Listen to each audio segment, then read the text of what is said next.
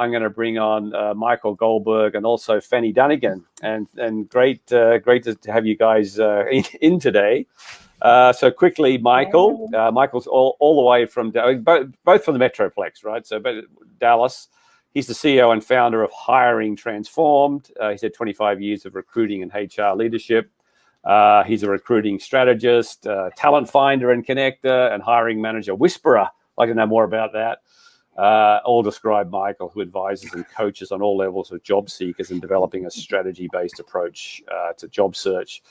So thanks very much for joining us, and you'll be covering topics around this, strategy behind posting on social media, and also Fanny Dunagan from Dallas Fort Worth area. Thank you very much for joining with us today. Fanny is a LinkedIn video content creator. She's the CEO of Pathlinks, which helps corporate professionals build their unique LinkedIn brand and content. She also created Job Search Stories, which is a video series to share valuable career resources for those in transition. I think you guys are going to talk generally around using social media to promote yourself and move yourself into that next role, and also particularly video content. So I guess I'll kick off there is, what does this mean to use social media to sort of bring yourself forward or give you a leg up or an advantage in finding your next job? What does that actually mean? And maybe I'll post that question to Michael first. Sure. So I think I know. And first off, thank you for having me on the show. Hello, job seekers. Hope you all are safe and healthy. And I'm sorry you're having to go through this troublesome time. It is troublesome times for all, but there's silver linings and everything, so I hope we can be of help. But really, to answer the question, Mike, it's an ability to tout yourself as a subject matter expert. That's what social media does.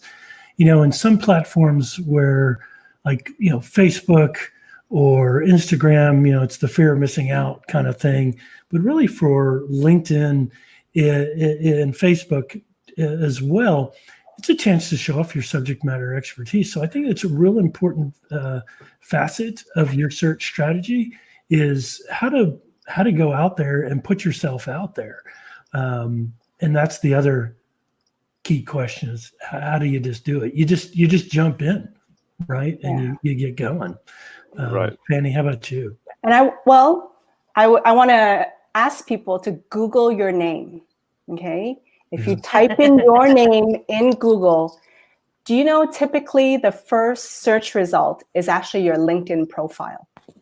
Mm-hmm. If you Google, if you have a common name, then put Michael Smith, right? But if you put the company name after that or whatever. But most of the time, if you Google your name, your LinkedIn profile is the number one search result.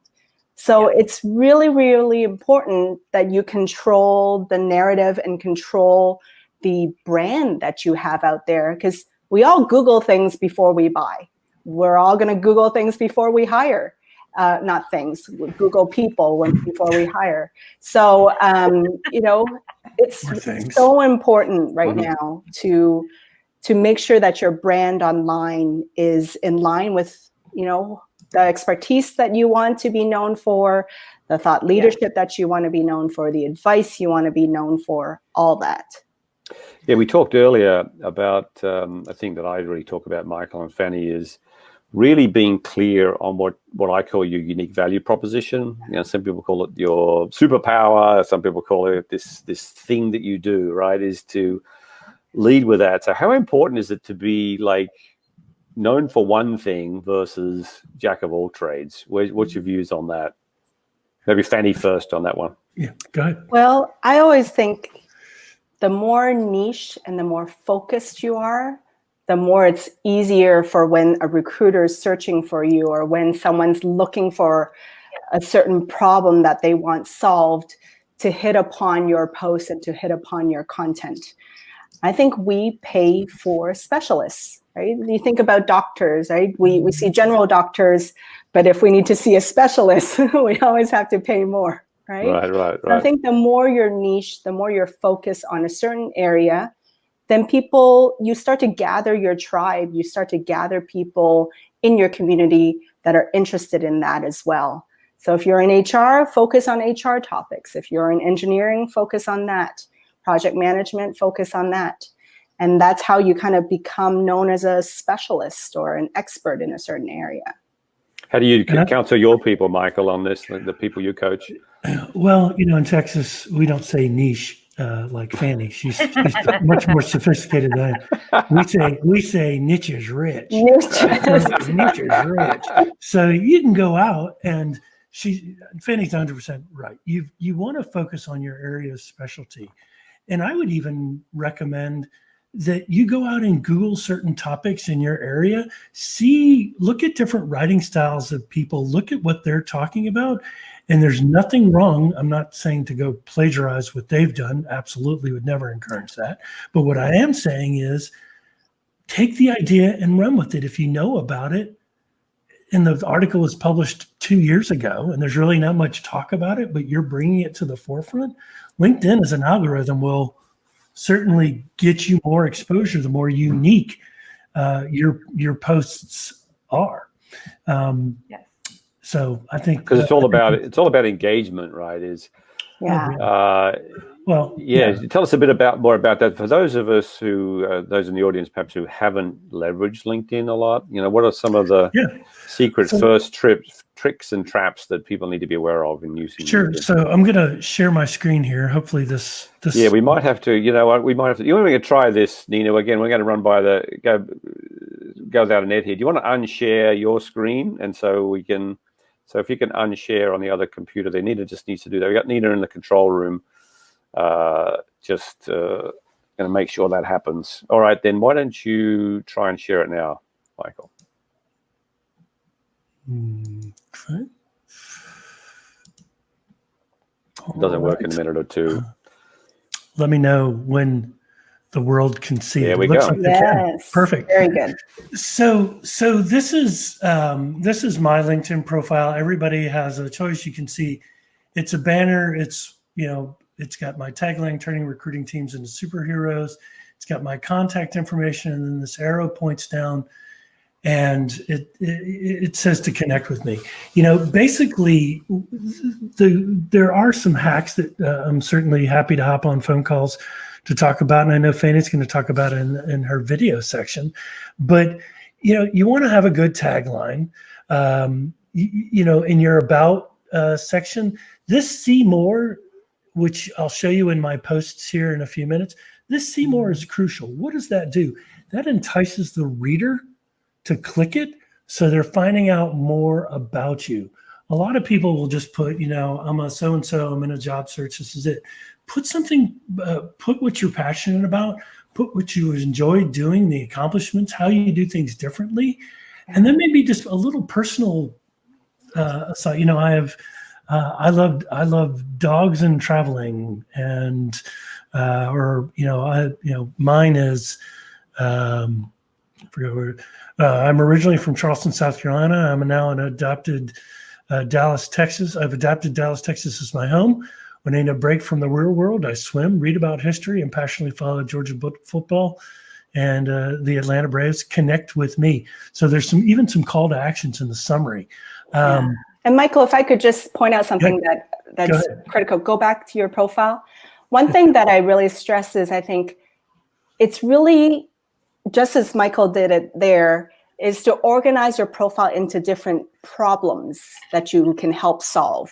You see, like in Michael's profile, right? Mike Smith as well. Yeah, we always talk about that, right? Yep, absolutely. If you look at Michael Goldberg's sections, he's focused on results. He's all about recruiting strategy. He's about managing and leading teams. So even if I'm just skimming and I don't want to, read everything, I can immediately see from the headings, because they're in capital letters and there's like a little icon or emoji there to brighten it up. I immediately see, okay, that's Michael's expertise, and those are the problems that he helps to solve. So it's really good to kind of like section off your profile into those little mini paragraphs like Michael has to kind of make it pop. I really like that, Fanny. We talked, Fanny and Michael, in the last section. We brought in a candidate live into our room here, Roxanne, and we talked about that, the fact that she talked about being a problem solver. we suggest that in fact she specifically states what the problems are that she solved, that she solves. And what you're saying is, put that in your LinkedIn profile. Absolutely. Yeah. Right, because look, people aren't buying you as the candidate, they're buying the skills and knowledge that is right here and then right here. That's why they hire you. Right. Remember, they don't care about what you do, they care about what you can do for them. Yeah. Right. That's the way it's harsh, but that's the way to really look at it. Right. So kind of going back to Fanny's suggestion about having higher status on Google, one of the tips and hacks that I learned from Craig Fisher, who's a good friend of both Fanny and I's, is to put your name at the bottom, Michael, go at the bottom of each piece of experience, your title and hiring transformed. Michael Goldberg, Director of Talent Acquisition, American Heart Association, American Stroke Association, right? This, number one, gives credence to my name and pushes me up the Google ladder. And it also does well for my company name, for American Heart Association, for Freeman. Those are the kind of things that you want to have in there to really push your Google status up. So definitely include education, any licenses and certifications. I think this is important, the volunteer experience. I would say a good way, unfortunately, in the time of social distancing, we really can't go and just volunteer for something. But volunteering, when we can kind of go back to groups of 100 or less, or 50 or less, or whatever it's going to be, try to get out and volunteer when you can, or create something on your own, right, Fanny? I mean, wouldn't you say? Yes, and like even for me, like speaking as a person that took some years off to be a stay-at-home mom, right? After I had a corporate career and I stayed at home for a while to be a stay-at-home mom, and it was actually through volunteering that I found my new passion of content marketing. That's very powerful. So if you feel lost after a pause in your career and you're not totally sure what your new passion or new expertise is, volunteer and try different things out. And then I think you'll remember your value again and find new passions. Can I add something to that? It may well be that maybe take this time to think back at some volunteer experience you've had in the past that maybe you haven't included in your LinkedIn profile. Take the opportunity now to refresh your profile. If you've got some opportunity now, and look for these types of items like, I'd forgotten I did that volunteer work with that nonprofit. Let's get that in there. Yeah. Yep. I would definitely do recommendations. I wouldn't show like more than 7 or 8 because then you're just over touting yourself. But get a good number of recommendations and mix them up. And as you can see back here in my summary, I brought two of the things that are down below and put them right here. Okay. Yeah. And I am a great guy, according to. I guess we can be friends, Michael. We'll see, Fanny. It's still, the jury's still out. No, I'm kidding.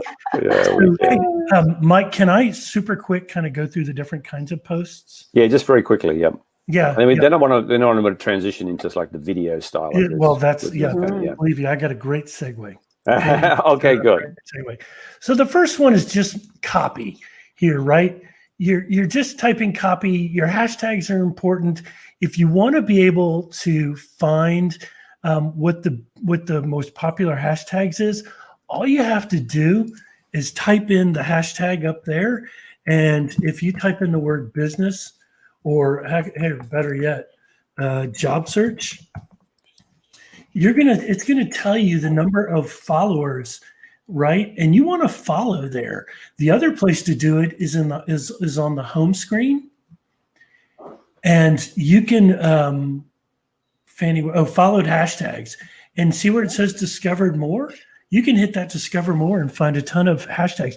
Don't over hashtag yourself. I don't know what your opinion Around is. 5. I try to keep it 5 or less. Mm-hmm. Yep.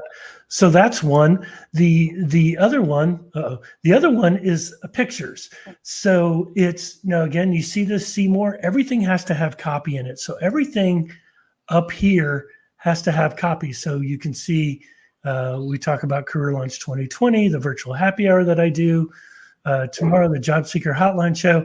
And then literally all I'm doing is I'm just clicking the camera and I'm uploading this from my hard drive.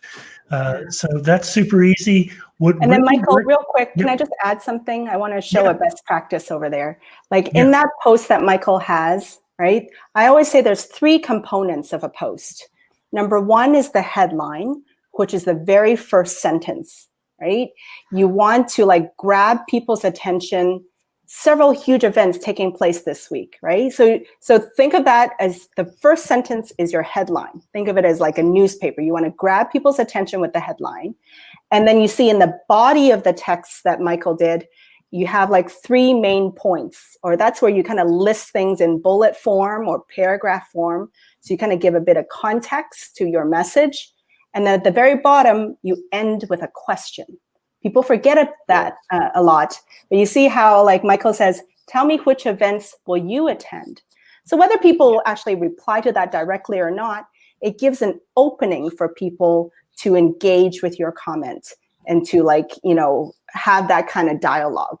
So those are very like 3 main parts of a post: headline, body, and end with a question. Yeah, I think that's really important because it all drives engagement, right, Michael? Yes, Fanny, absolutely. And LinkedIn. I'm going to leave it to Fanny to talk about the engagement piece, like when people comment. So Fanny, I'm going to, just for the sake of time, throw that back to you, that it's important to engage, to like when people tag you, how to tag. I'll leave that to you, Fanny. But pictures work well. And then finally, this is the slideshow, which is basically you're taking a PowerPoint presentation or something and you're putting it into PDF. And so basically what I've done is you click the document icon, which Fanny can show you when she's showing you how to do a video post.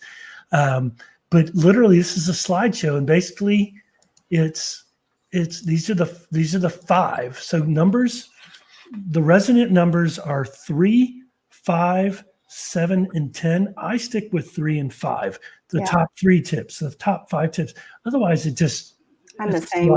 Work for you, right? And then finally, the article. Writing articles on LinkedIn are super, super easy, and you know they don't get as much engagement or share.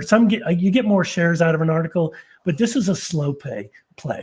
I think it's best to write an article first and then break out your content from the article and focus on that for the week. So you publish that article. So, and then there's video, and I'm going to turn that over to Fanny. Thank you, Fanny. Thank you for that, Michael. Sure. Okay, let's see my screen Let me share. stop sharing. Hold on, let me stop sharing mine. You should be good to go there. Okay.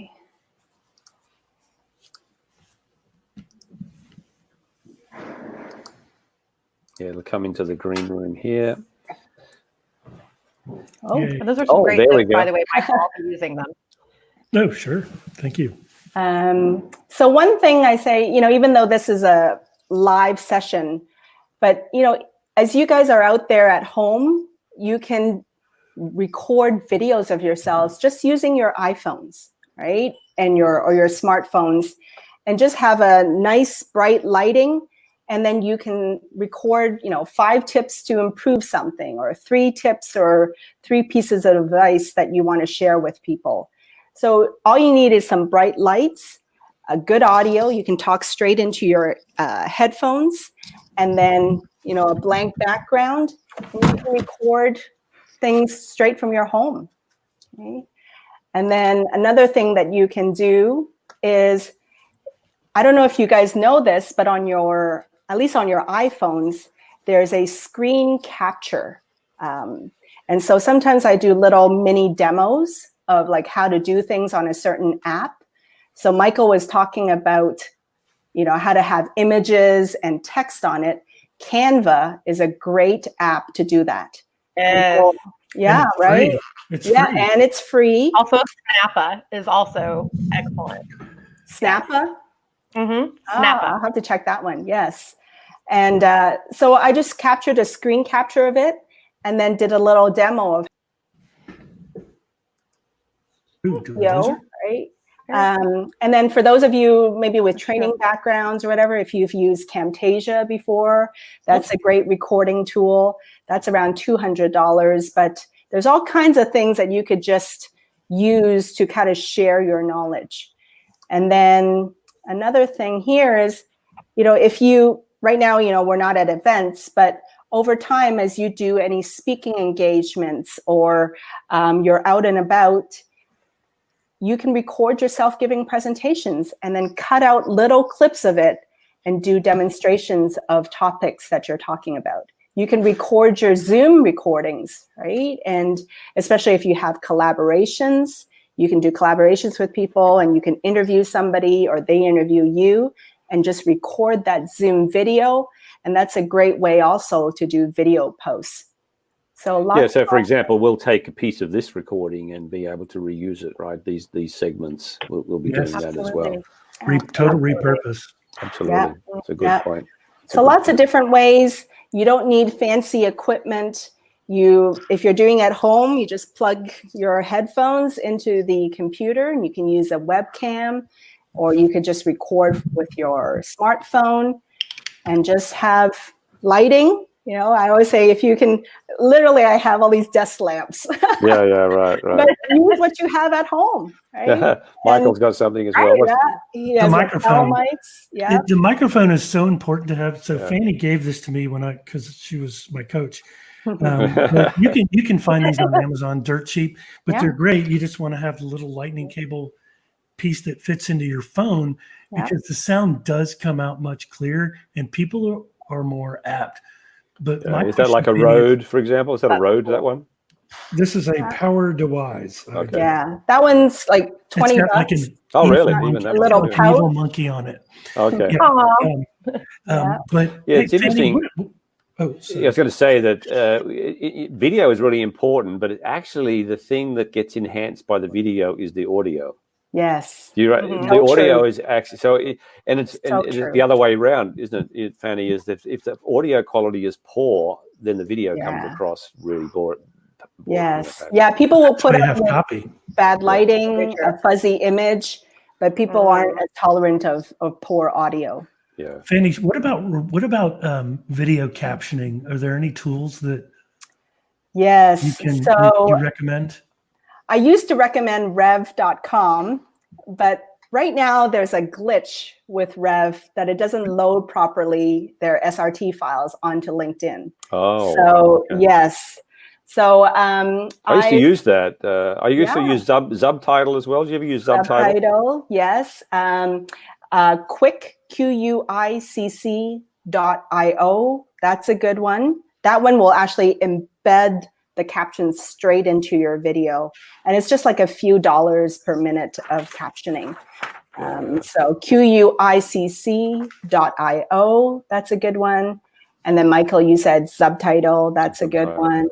Yeah, because 50% of your audience will be looking at your videos without the audio switched on, right? Watching it on mute. Absolutely. Watching it on mute. What's the importance? So, sorry, Mike, I don't mean to take over here, but what's the importance of having copy with the video? Fanny? Oh, yeah, I'll leave that one to Fanny. I think I know the answer. You mean like the kind of like a summary of what's said on the video? Yes. Yeah, like you shouldn't just post a video with a subtitle with nothing in there. The algorithm's not going to pick it up. No, it's just like how I, use your posts as the best practice, right? Like always have those 3 sections. Even if you have a video that says everything, don't assume people are going to watch videos. There are people that hate watching a video, right? And they just want to skim. Yeah. So even if you have a video, summarize what you're saying above it, and then have those 3 sections: headline, body, and then end with a question. So absolutely agree. Yeah, I'm not sure if does it drive SEO as well, or not necessarily. Do you know that? The hashtags will help. Yeah, I think you still need the hashtags. Yeah, but you're right. A lot of people are trying to consume content. It's. I got one important question I want to ask you, but I think this bit about engagement is quite important. Is that you think about it, the challenge that LinkedIn has, right, Fanny and Michael, is they're getting content from all across the world, and if you think about all the content, if that was just thrown into your feed would look like Yeah. It may look like that. So they have to slow down the feed, right? So how do they slow down the feed so it doesn't look too much? Is they only really serve you content which it looks like people have engaged with. Yeah. So just because you have first connections doesn't mean they see everything that you post, right? That's true? Yes. You got to get engagement. Michael, or? Yeah, no, I mean, you know as well as I do. I mean, that half the people that I know that are like my really close friends, I don't see their posts for some I shit. know. No, Mhm. no. Yeah. Yeah. Unless they Right, tag me, I'm not going to see it. Yeah. So that's why Yeah. we said is sometimes if you want somebody in your network to see your posts and to comment on them, perhaps it's worthwhile just DMing them and say, hey, I've just made this post. Would you mind commenting on it? And that will get the engagement, particularly if it's someone with a large fellowship. The first 2 hours. Important. You have the first 2 hours to post and to technically go viral. Yeah, yeah. Which means people liking it, people commenting it, things of that nature. But what is some of the fundamental? We've got some great tips here, guys. But there's a fundamental question that I get with people is that how to overcome the fear of my first video and what I'm going to say. What's your advice to the first timer? So, I mean, I have a few suggestions, and but number one, I think you just have to have almost like a little pep talk with yourself first, and that is to know that you have value. Right? We all have value. We all have something to contribute, and we're all knowledgeable in a certain field.